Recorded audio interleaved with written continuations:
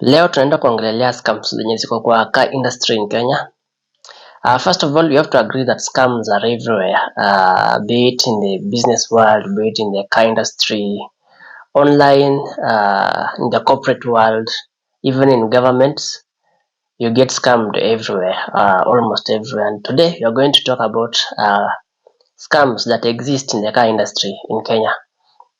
The first type of scam you might encounter is a situation whereby you get a car that is listed online, tuseme Jiji or Facebook, at a ridiculously low price, in a yard that is far away, tuseme for example in Mombasa. You can get for example a 2016 Harrier, Toyota Harrier, that is listed at around 2 million or 2.5 million shillings. But when you call the dealer or the seller, in quotes,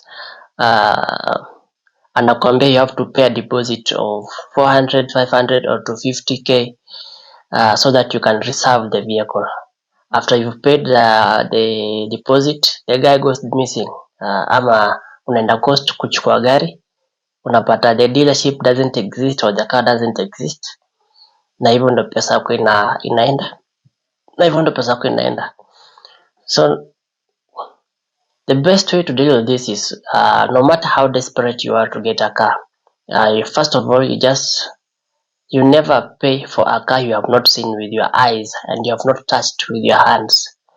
Okay, you have to go there, see it for yourself. Kama mtu na insist ulipe a booking fee or a reservation fee, tell them it is okay. If someone else wants to buy the car, wacha tu anunue. That way you get to save your money from being from going into the wrong hands. The second way people are getting scammed in the car industry is insurance. When buying a car insurance or purchasing a car insurance policy, sometimes an insurance agent approaches you, assuming you've just gotten your new car and you need to put up a new insurance policy on it or against it. So an agent approaches you and offers to sell a comprehensive insurance policy against your car, say for 150 or 200k, for your brand new ex-Japan Mazda CX-5 or any other car for that matter. And then instead of giving you a comprehensive sticker or policy, and a third party. So you get that the insurance agent has given you a sticker for a third party instead of a comprehensive, and that is how you lose your money. This is usually as a result of ignorance on the part of the buyer, because you come to find out about it when you get into an accident and you want compensation, but you are told you cannot get compensated because you are using a third party. So the best way to deal with this is to verify your insurance first before you stick it on your car, or before you part ways with the agent who is selling you the insurance. The third way in which people are getting scammed in the car industry, this happens a lot with buyers who go to Mombasa to buy cars. Unanunua your Toyota Axio, unalipa full amount, you've done everything right except hukutoa traka yenye ilikuwa imewekwa na dealer. While driving back to Nairobi, unaamua kutake a break at Voi or Mtito Andei or and then when you come back to where you parked your car, you find that it is gone. Thieves tracked you, followed you, and found a loophole with which they used to get your car. Sometimes when you have to be careful with where you are buying cars, because some dealerships collude with trucking companies to have your cars stolen, and that is how you lose your money. Another way in which you are getting scammed, people are getting scammed in the car industry, is cooked mileage. So unaingia showroom to reward yourself with a brand new ex-Japan car after saving for it for around 3 to 4 years. Unaonyesha gari iko na 56,000 kilometers or 70,000 kilometers. Shortly afterwards, gari inaanza kupea major mechanical problems because high mileage engines will naturally wear down and create problems. When you do your search, unapata gari ilikuwa 300,000 kilometers or 400k kilometers, and that is because you did not do a proper research before you got the car. And when you do these searches, unapata these cars, some of them do not have service records or repair records. So ideally gari ya 300 kilometers, 300,000 kilometers ungeuziwa cheaper, but you bought it at a more expensive price due to mileage. Another way in which you are getting scammed in the car industry is this: you buy a car from a friend or a seller in Kenya, kumbe gari ilikuwa imechukuliwa loan which he or she has defaulted because alikuambia usirush into doing logbook transfers because anajua it will be hard small, itakuwa ngumu kidogo. The car gets repossessed, and at this point the seller ashaingia mitini and you have lost both your money and the car you had bought. So sometimes before buying that car, you need to run the number plates in the NTSA system to verify that the car is safe to buy ama haiko attached to any form of deni or debt. Another way in which people are getting scammed in the car industry is brokers selling dealership cars at unusually high prices. Most brokers work with their price, the car that has been listed in the showrooms, because there's always a percentage for them when the car is sold through them. Lakini unapata tu other guys brokers ameongezea 300k or 500k or even a million shillings on a car. You end up buying a car at 5 million bob when you would have bought it at 4 million shillings in the dealership as it is listed, na hivyo ndio pesa yako inaenda. So sometimes you have to engage with genuine brokers who will give you good deals, or they're selling the cars at the price of the yards or the showrooms yenye iko venye imekuwa listed. Or sometimes when you want to buy a car through a broker, ask for the showroom, you go there and talk to the manager or the whoever is there so that you can get to know more details about the vehicle before you put your money on it. Another way in which people are getting scammed in the car industry is by buying cars with missing parts. So these cars, sometimes when they are imported, they come with extras such as spare wheel repair kits, aftermarket add-ons such as music systems, dashboard cameras. Lakini ukiingia showroom, hizo vitu zote zinatolewa, and there has been a trend with Mazda Bose subwoofers being removed. Also gari inakuja ikiwa na grade 5 tires, ikifika Kenya or in the dealerships, the tires are changed to an older set of tires. And if the car had a spare key, hiyo gari unapata hizo spare keys they go missing.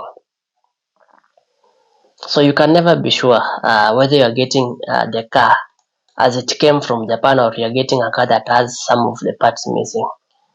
The spare wheel is gone, the speakers are gone, the dashboard cameras are gone, the spare keys are gone, vitu kama hizo sasa.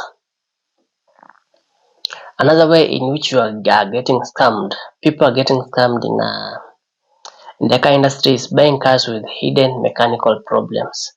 Uliambiwa gari is in a mechanically good condition, and because you are excited to own your first car, you forgot the importance of doing a pre-purchase inspection or doing a proper test drive. And we are going to talk about test driving a car in another video. So 3 months later unaanza kupack gari kwa garage ya mechanic quickly because it is developing mechanical problems every other day. So it is important to do a proper pre-purchase inspection and a proper test drive to ensure that the car you are buying is in good condition. Another way in which people are suffering in the car industry is through rogue car financing schemes by microfinance and other financing companies. This is common with microfinance companies that offer to finance your car. They will lure you with very quick turnaround times with no need for guarantors. You will be faithful in paying your duties until problems start coming up.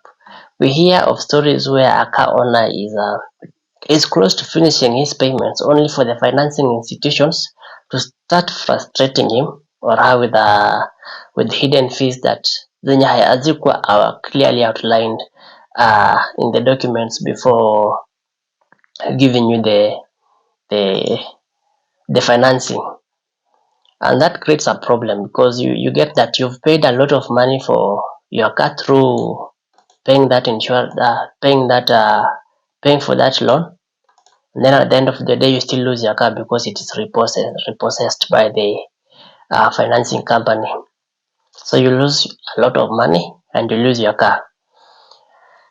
Another way in which people are getting scammed in the car industry is sellers and dealers holding your logbooks so that they can use them as collateral when getting other loans.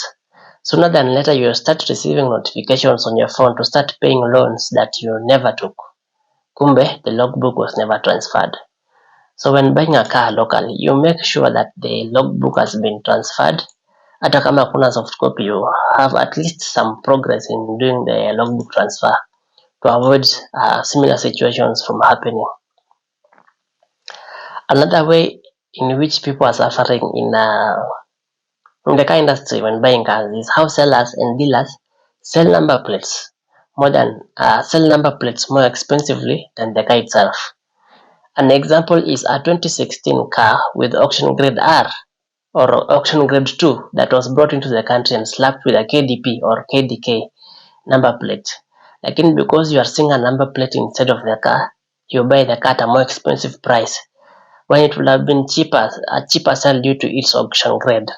I will talk about auction grades in another video so that you people can know and learn these things.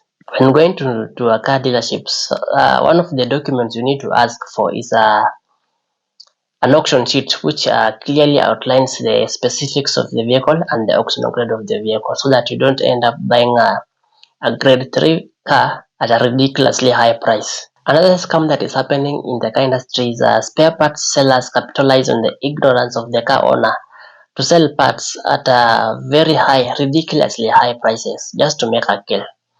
Tuseme a small fuse worth 50 bob, unaambiwa hiyo kitu inafaa ununue na 3000 or 5000 na anakutafutia within 3 hours, or they sell you the fallacy that some spare parts are hard to find yet they are available.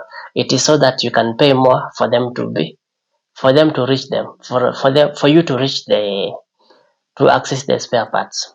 So that is a list of the scams that are happening in the car industry.